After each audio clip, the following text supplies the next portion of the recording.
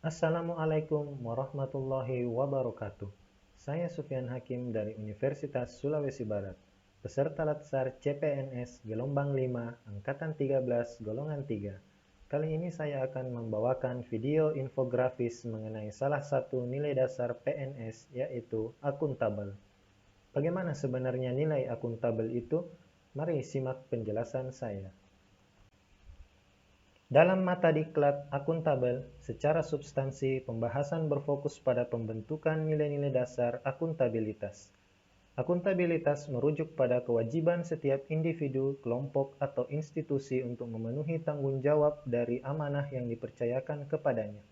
Amanah seorang ASN, menurut Surat Edaran Menteri Pendayagunaan Aparatur Negara dan Reformasi Birokrasi Nomor 20 Tahun 2021 adalah menjamin terwujudnya perilaku yang sesuai dengan core values ASN berakhlak.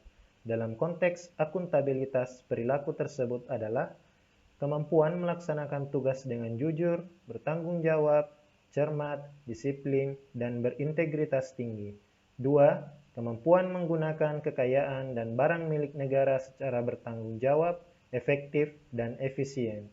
Dan yang ketiga, kemampuan menggunakan kewenangan jabatannya dengan berintegritas tinggi. Aspek-aspek akuntabilitas. Akuntabilitas adalah sebuah hubungan. Hubungan yang dimaksud adalah hubungan dua pihak antara individu atau kelompok atau institusi dengan negara dan masyarakat. Pemberi kewenangan bertanggung jawab memberikan arahan yang memadai, bimbingan, dan mengalokasikan sumber daya sesuai dengan tugas dan fungsinya. 2. Aspek akuntabilitas berorientasi pada hasil. Hasil yang diharapkan dari akuntabilitas adalah perilaku aparat pemerintah yang bertanggung jawab, adil, dan inovatif. Dalam konteks ini, setiap individu, kelompok, atau institusi dituntut untuk bertanggung jawab dalam menjalankan tugas dan kewajibannya, serta selalu bertindak dan berupaya untuk memberikan kontribusi untuk mencapai hasil yang maksimal. 3. Akuntabilitas membutuhkan adanya laporan. Laporan kinerja adalah perwujudan dari akuntabilitas. Dengan memberikan laporan kinerja, berarti mampu menjelaskan terhadap tindakan dan hasil yang telah dicapai oleh individu, kelompok, atau institusi, serta mampu memberikan bukti nyata dari hasil dan proses yang telah dilakukan. 4. Akuntabilitas memerlukan konsekuensi.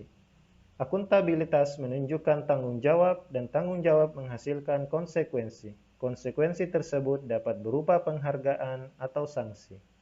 5. Akuntabilitas memperbaiki kinerja. Tujuan utama dari akuntabilitas adalah untuk memperbaiki kinerja ASN dalam memberikan pelayanan kepada masyarakat. Akuntabilitas memiliki 5 tingkatan yang berbeda, yaitu akuntabilitas personal, akuntabilitas individu, akuntabilitas kelompok, akuntabilitas organisasi, dan akuntabilitas stakeholder. Berdasarkan piramida, maka akuntabilitas personal adalah akuntabilitas di tingkatan yang paling bawah. Akuntabilitas personal mengacu pada nilai-nilai yang ada pada diri seseorang seperti kejujuran, integritas, moral, dan etika. Lalu, akuntabilitas individu mengacu pada hubungan antara individu dan lingkungan kerjanya, yaitu antara PNS dengan instansinya sebagai pemberi kewenangan. Akuntabilitas kelompok. Kinerja sebuah institusi biasanya dilakukan atas kerjasama kelompok. Lalu akuntabilitas organisasi mengacu pada hasil pelaporan kinerja yang telah dicapai, baik pelaporan yang dilakukan oleh individu terhadap organisasi atau institusi maupun kinerja organisasi kepada stakeholders lainnya. Dan di tingkatan yang paling akhir adalah akuntabilitas stakeholder. Stakeholder yang dimaksud adalah masyarakat umum, pengguna layanan, dan pembayar pajak yang memberikan masukan, saran, dan kritik terhadap kinerjanya. Bagaimana menciptakan lingkungan kerja yang akuntabel? Dapat diperoleh melalui 9 hal. Yang pertama, kepemimpinan. Lingkungan yang akuntabel tercipta dari atas ke bawah, di mana pimpinan memainkan peranan yang penting dalam menciptakan lingkungannya. Pimpinan mempromosikan lingkungan yang akuntabel dapat dilakukan dengan memberi contoh pada orang lain. 2. Transparansi. Tujuan dari adanya transparansi adalah mendorong komunikasi yang lebih besar dan kerjasama antara kelompok internal dan eksternal, memberikan perlindungan terhadap pengaruh yang tidak seharusnya dan korupsi dalam pengambilan keputusan, meningkatkan akuntabilitas dalam keputusan-keputusan, dan meningkatkan kepercayaan keyakinan kepada pimpinan secara keseluruhan. 3. Integritas. Dengan adanya integritas menjadikan suatu kewajiban untuk menjunjung tinggi dan mematuhi semua hukum yang berlaku, undang-undang, kontrak, kebijakan, dan peraturan yang berlaku. Dengan adanya integritas institusi dapat memberikan kepercayaan dan keyakinan kepada publik dan atau stakeholders. 4. Tanggung jawab. Tanggung jawab memberikan kewajiban bagi setiap individu dan lembaga bahwa ada suatu konsekuensi dari setiap tindakan yang telah dilakukan karena adanya tuntutan untuk bertanggung jawab atas keputusan yang telah dibuat. 5. Keadilan. Keadilan adalah landasan utama dari akuntabilitas. Keadilan harus dipelihara dan dipromosikan oleh pimpinan pada lingkungan organisasinya. Oleh sebab itu, ketidakadilan harus dihindarkan karena dapat menghancurkan kepercayaan dan kredibilitas organisasi yang mengakibatkan kinerja akan menjadi tidak optimal. 6. Kepercayaan. Rasa keadilan membawa pada sebuah kepercayaan. Kepercayaan ini yang akan melahirkan akuntabilitas. Dengan kata lain, lingkungan akuntabilitas tidak akan lahir dari hal-hal yang tidak dapat dipercaya. 7. Keseimbangan. Untuk mencapai akuntabilitas dalam lingkungan kerja, maka diperlukan adanya keseimbangan antara akuntabilitas dan kewenangan, serta harapan dan kapasitas. 8. Kejelasan. Merupakan salah satu elemen untuk menciptakan dan mempertahankan akuntabilitas. Dan yang ke-9, konsistensi. Konsistensi menjamin stabilitas.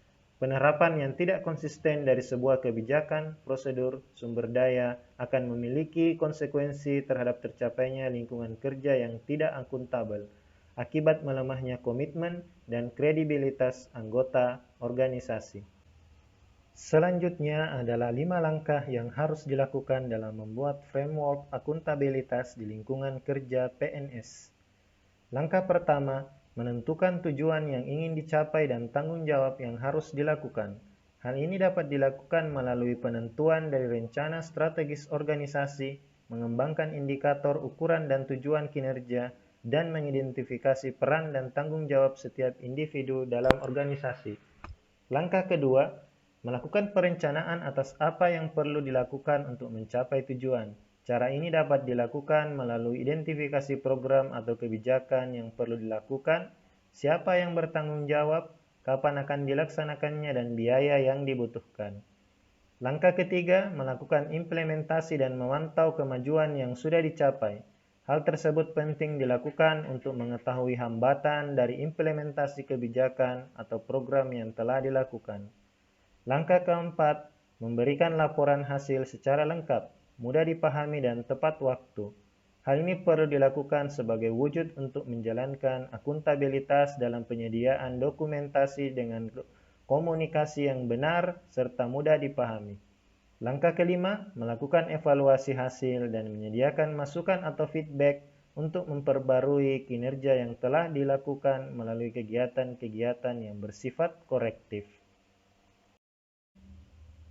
Konflik kepentingan secara umum adalah suatu keadaan sewaktu seseorang pada posisi yang diberi kewenangan dan kekuasaan untuk mencapai tugas dari perusahaan atau organisasi yang memberi penugasan, sehingga orang tersebut memiliki kepentingan profesional dan pribadi yang bersinggungan. Persinggungan kepentingan ini dapat menyulitkan orang tersebut untuk menjalankan tugasnya. Ada 2 jenis umum konflik kepentingan. Yang pertama, jenis konflik keuangan. Penggunaan sumber daya lembaga termasuk dana, peralatan, atau sumber daya aparatur untuk keuntungan pribadi. Yang kedua adalah non-keuangan. Penggunaan posisi atau wewenang untuk membantu diri sendiri dan atau orang lain. Baik itu konflik kepentingan keuangan maupun non-keuangan, keduanya merupakan hal yang harus dihindari guna membangun atau menciptakan lingkungan kerja yang akuntabel. Sekian video infografis dan penjelasan dari saya mengenai akuntabel. Sampai jumpa di video nilai-nilai dasar PNS berikutnya.